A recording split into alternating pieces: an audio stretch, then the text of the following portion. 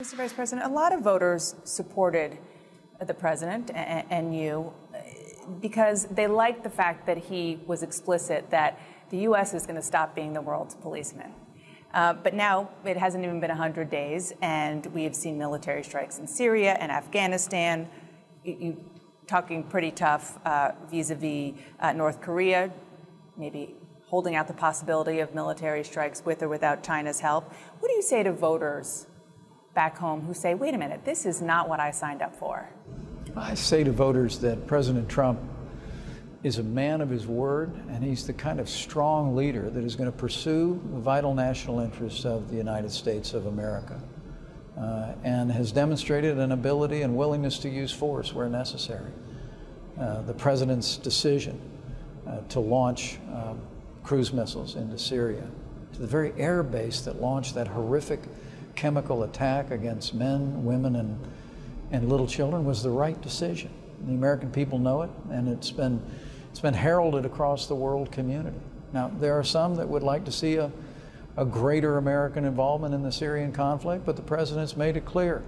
We had a response to that horrific attack that was measured, it was focused, and the president's going to continue to be focused in Syria, where he said he would during the campaign, and that is on hunting down and destroying ISIS. I want to look back home at some things happening domestically in the U.S. The president said that the administration is going to have a big win soon on health care. I know that you have been working it, even though you're thousands of miles away, to try to take a health care reform, Obamacare repeal, over the finish line. How's it going?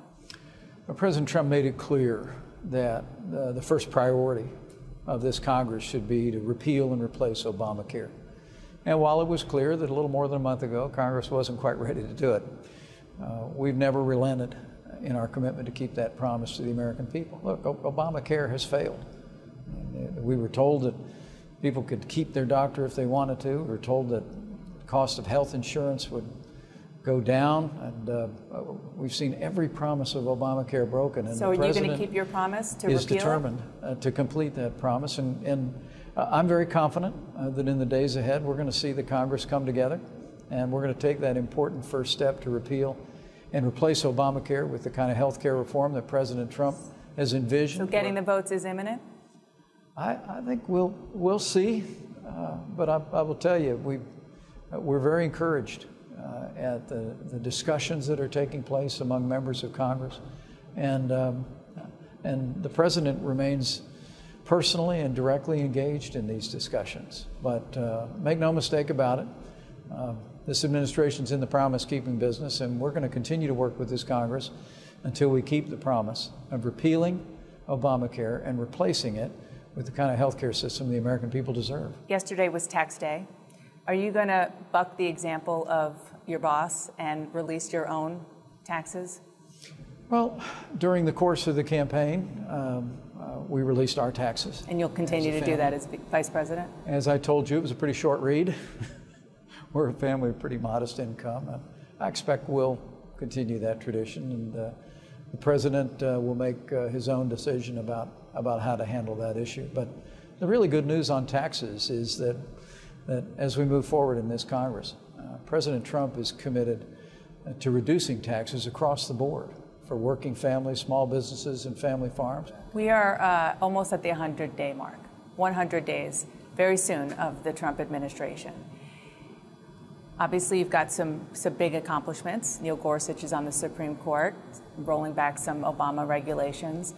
But are you frustrated that you haven't been able to do more, like the big promise that you've been making for election after election to repeal Obamacare and others? I couldn't be more proud to be a part of an administration that hit the ground running on day one.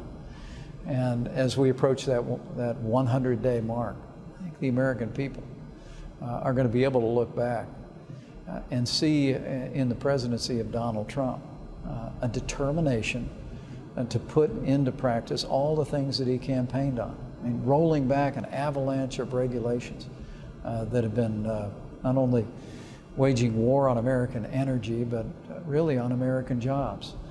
keeping his promise to appoint a justice to the Supreme Court in the tradition of the late and great Justice Antonin Scalia, driving forward to repeal and replace Obamacare, and putting together a team and a cabinet that I think has inspired and given confidence to people around the country and frankly around the world. I think at the 100-day marker, I think the American people are going to conclude what I've concluded, and that is that President Donald Trump is off to a great start, but the best is yet to come.